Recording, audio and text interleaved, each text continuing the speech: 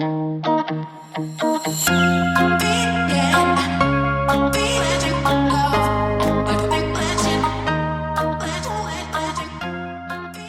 found one of my smaller scroll frames, and so I decided to go ahead and try that. I was just having so much trouble with my hands because the fabric is so long. I made it all the way over to finishing the turkey, and I'm going to get started on the UVW and the acorns and then finish this side, and then I can start working my way back on the other side. I picked up some DMC plastic floss bobbins, and I like those much better than the paper ones, although I think I've said before, you know, the paper ones you can certainly recycle, but I would think maybe these you could throw in your plastic recycle bin too, maybe, I don't know, but they last forever, and you can always give them away and somebody will buy these if you take them to a thrift store. I don't think these go into the trash bin very often. There's always stitchers out there that would pick these up at a thrift store. I mean, easily. I mean, I would, for sure. I was using these little sandwich bags. I didn't want to waste my good baggies, my kind of zip baggies, on storing these, so put them in here for safekeeping, and now it's just a matter of winding them up and putting them on the bobbins. So I'm going to go ahead and finish these up on the bobbins, and then I'm going to get started on my project. I wonder, are you more of a monogamous stitcher like I am versus someone who has, I don't know, 20 whips? I've seen people do the whip parades, and I kind of tried to do that with everything that I was pulling out that I had started over the years, and I'm going to get back to those, I'm sure, to finish them. But I don't know, having 2 projects at a time is about the most that I feel like I ever want to do. And I just wondered if you like to stitch on half a dozen or more projects, and how many projects do you usually have in progress at a time? And maybe put that down in your comments, because I'm curious. But I like to finish things, and I feel incomplete in a way if I have too many projects going and I don't finish them. And then I feel like, what if I die and I've got all these projects out there that I've started and never finished? Anyway, that's just where my mind's going. 1, 2, 3, 4, 5, 6, 7, 8, 2 more. 8.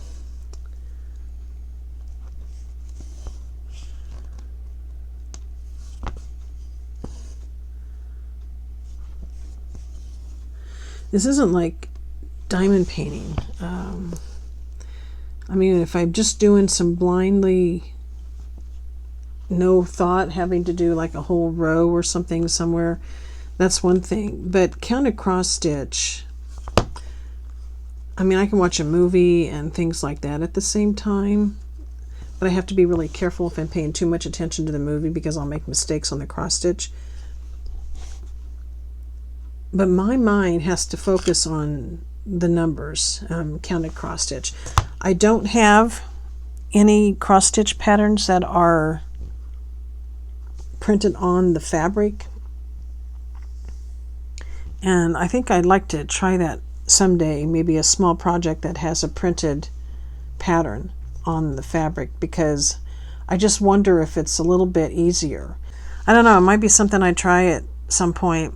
But I know that if I'm stitching, I can't really talk to you about stuff because I'm counting. That's what they call it, counted cross stitch. Or I make mistakes and I have to tear it out, and I really hate doing that.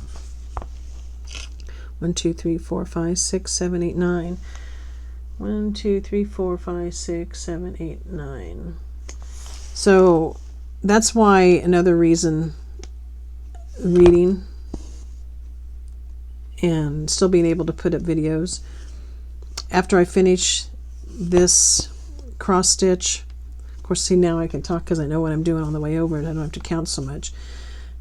I'm going to probably do a small diamond art Christmas card video.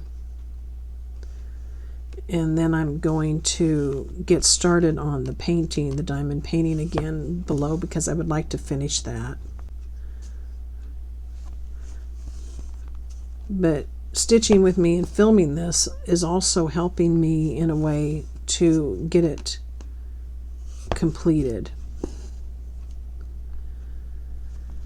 and helping me to get back into doing the crafts again. I think I talked about that before.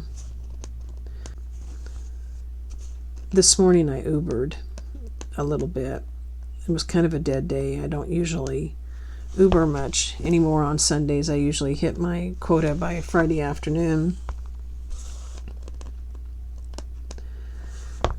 But people are interesting. I mean, you pick up so many different kinds of people from other countries, and you'd be surprised how many you find foreigners that don't drive or can't drive or don't have, their license. And so you're driving them around a lot. But there are a lot of Russians and Ukrainians or people from that region in this town, or this city, I should say. And this morning I picked up a young gal, and she didn't have the right address, and she didn't speak any English. I mean, really, like no English. So I don't know whether her Uber is in Russian. Like, sometimes I picked up a lot of people from Mexico, and they sometimes don't speak a lot of very good English either. And here I said that, and I don't even sound like I don't even say good English. But anyway, they don't speak English well. And one of them showed me his Uber app because he wanted me to confirm an address or a place that he wanted to go to because he put the wrong address in, which happens with these guys. And so that's how I know it was his Uber app was in Spanish. And I said, I can't read your Spanish, So I just did the best I could to help him to get to where he needed to go. Well, this morning, it's dark because I started really early. And anyway, she didn't speak English. I backed up because I saw somebody standing off in the distance. And I kind of wondered, the house that I stopped at looked really dark. Nobody was kind of moving. And so I thought, oh, I wonder if it's this other person. And so I backed up a little bit so she could see my car. And when she saw my car, because she had been notified that I was there through the app, then she came and got in my car. And then she just sat there. And so I asked her to put her seatbelt on. And she just stared at me. And so that's when I asked her if she spoke English. And she kind of indicated no.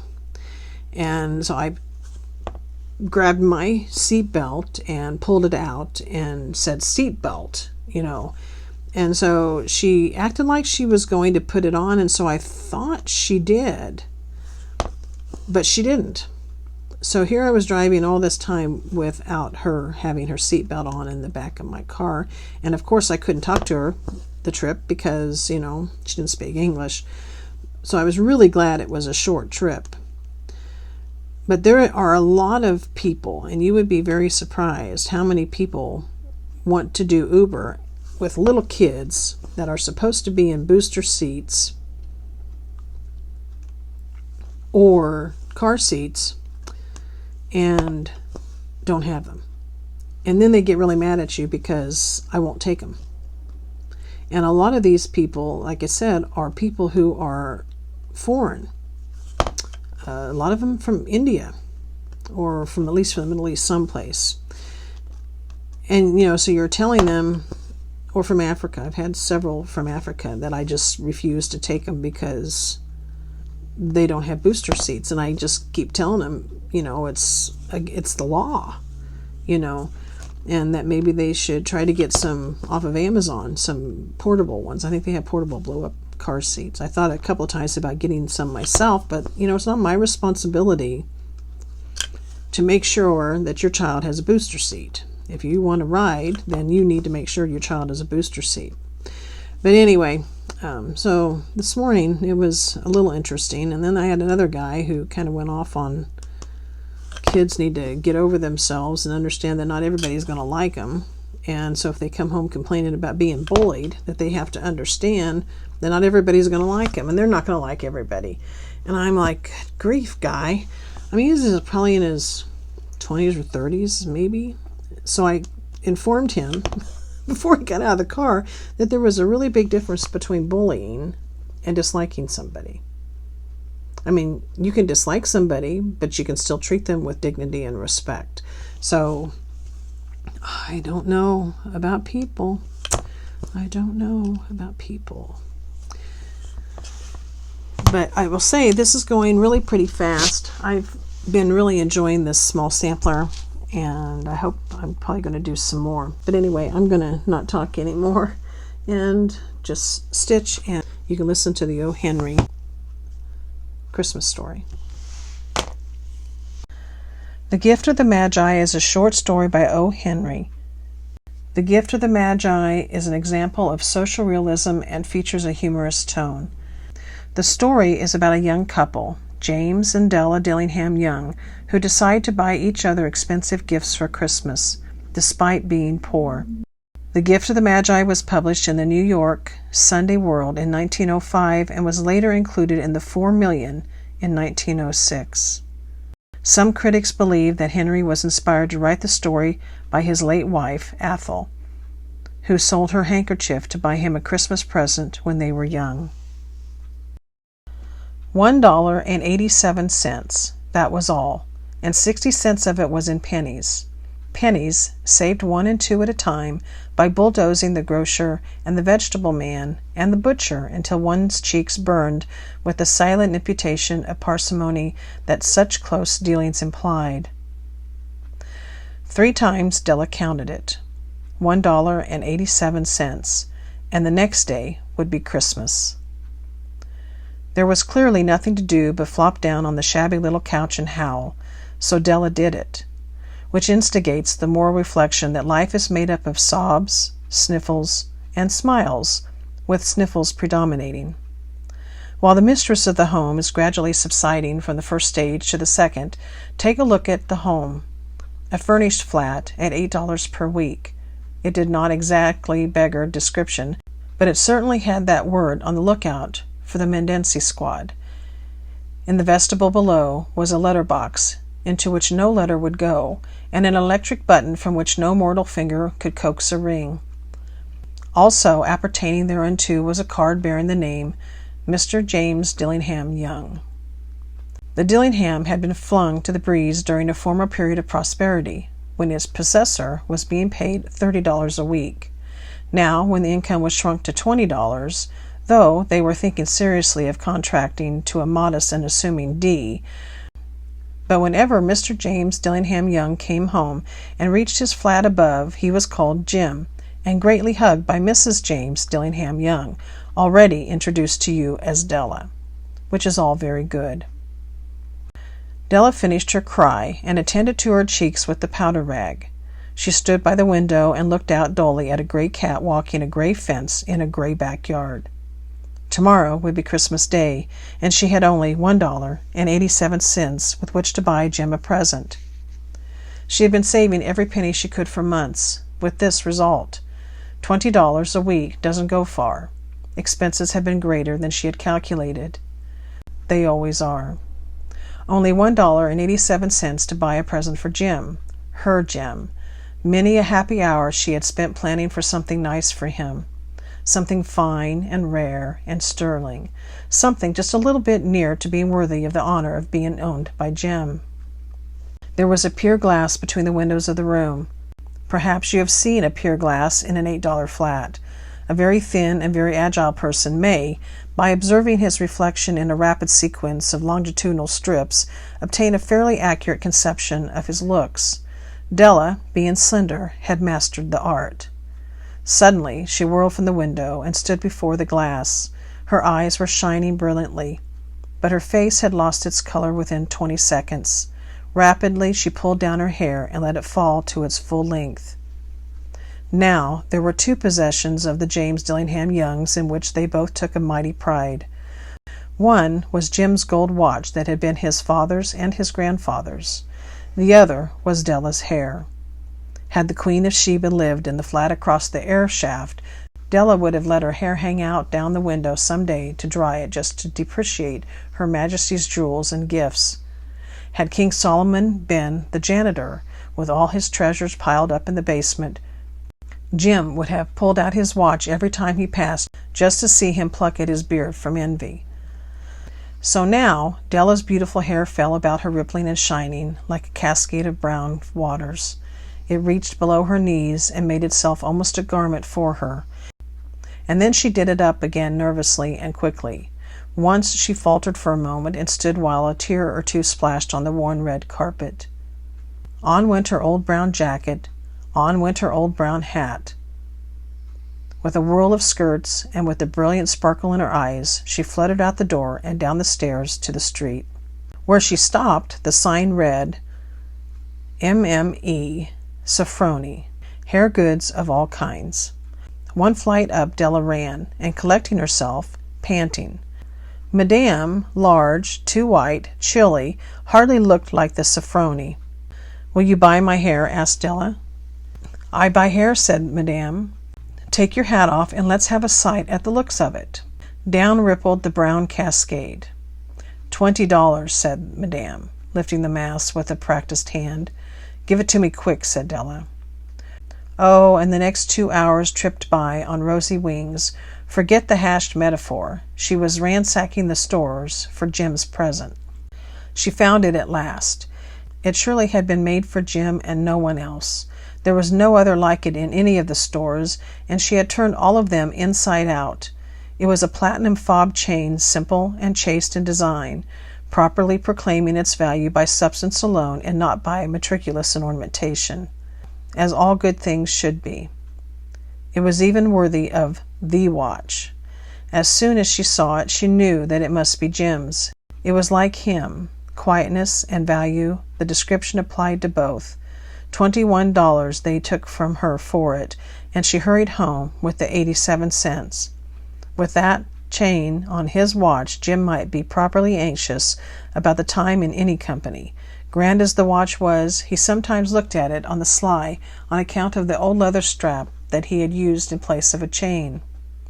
When Della reached home, her intoxication gave way a little to prudence and reason. She got out her curling irons and lighted the gas and went to work repairing the ravages made by generosity added to love, which is always a tremendous task, dear friends, a mammoth task.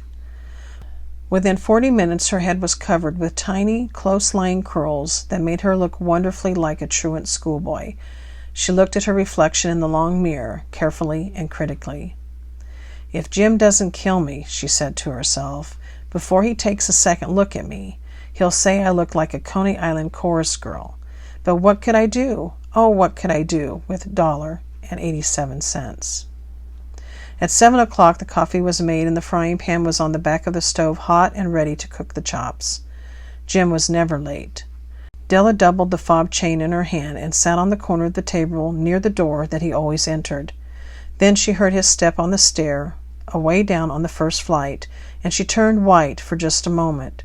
She had a habit of saying a little prayer about the simplest everyday things, and now she whispered, "Please God, make him think I'm still pretty." The door opened, and Jim stepped in and closed it. He looked thin and very serious. Poor fellow, he was only 22, and to be burdened with a family. He needed a new overcoat, and he was without gloves. Jim stopped inside the door, as immovable as a setter at the scent of quail. His eyes were fixed upon Della, and there was an expression in them that she could not read, and it terrified her. It was not anger, nor surprise, nor disapproval, nor horror, nor any of the sentiments that she had been prepared for. He simply stared at her fixedly with that peculiar expression on his face. Della wiggled off the table and went for him. Jim, darling, she cried, don't look at me that way. I had cut my hair off and sold because I couldn't have lived through Christmas without giving you a present. It'll grow out again. You won't mind, will you? I just had to do it. My hair grows awfully fast. Say Merry Christmas, Jim, and let's be happy. You don't know what a wonderful nice gift I've got for you. You've cut off your hair? Asked Jim laboriously, as if he had not arrived at that patent fact yet even after the hardest mental labor. Cut it off and sold it, said Della. Don't you like me just as well anyhow? I'm me without my hair, aren't I? Jim looked about the room curiously. You say your hair is gone? He said with an air of almost idiocy. You needn't look for it, said Della. It's sold. I tell you, sold and gone, too. It's Christmas Eve, boy. Be good to me, for it went for you. Maybe the hairs of my head were numbered, she went on with sudden serious sweetness, but nobody could ever count my love for you. Shall I put the chops on, Jim? Out of his trance, Jim seemed quickly to wake. He enfolded his Della.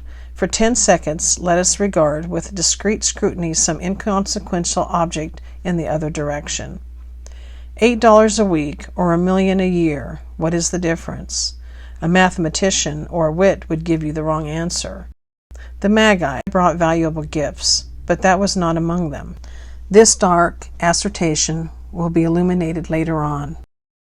Jim drew a package from his overcoat pocket and threw it upon the table. Don't make any mistake, Dell, he said, about me. I don't think there's anything in the way of a haircut or a shave or a shampoo that can make me like my girl any less. But if you'll unwrap the package, you may see why you had me going a while at first. White fingers and nimble tore at the string and paper. And then an ecstatic scream of joy. And then, alas, a quick feminine change to hysterical tears and wails, necessitating the immediate employment of all of the comforting powers of the lord of the flat. For there lay the combs, the set of combs, side and back, that Della had worshipped long in a Broadway window. Beautiful combs, pure turquoise shell with jeweled rims, just the shade to wear in the beautiful vanished hair. They were expensive combs, she knew, and her heart had simply craved and yearned over them without the least hope of possession. And now they were hers. But the tresses that should have adorned the coveted adornments were gone. But she hugged them to her bosom, and at length she was able to look up with dim eyes and a smile and say, "My hair grows so fast, Jim." And then Della leapt up like a little singed cat and cried, "Oh, oh!" Jim had not yet seen his beautiful present. She held it out to him eagerly upon her open palm. The dull, precious metal seemed to flash with a reflection of her bright and ardent spirit. "Isn't it a dandy, Jim? I hunted all over town to find it. You'll have to look at the time 100 times a day now. Give me your watch. I want to see how it looks on it." Instead of obeying, Jim tumbled down on the couch and put his hands under the back of his head and smiled. "Dell," he said, "let's put our Christmas presents away and keep 'em a while. They're too nice to use just at present. I sold the watch to get the money to buy your combs, and now suppose you put the chops on." The Magi, as you know, were wise men, wonderfully wise men, who brought gifts to the babe in the manger. They invented the art of giving Christmas presents. Being wise, their gifts were no doubt wise ones, possibly bearing the privilege of exchange in case of duplication. And here I have lamely related to you the uneventful chronicles of two foolish children in a flat who most unwisely sacrificed for each other the greatest treasures of their house. But in the last word of the wise of these days, let it be said that of all who give gifts, these two were the wisest. Of all who give and receive gifts, such as they are the wisest. Everywhere they are the wisest. They are the Magi. Well, that was a really short story. I think there's supposed to be a movie that was made from the inspiration of this show. It's like a Hallmark movie. Thanks for watching, and thanks for listening. Take care. Stay safe. Be kind.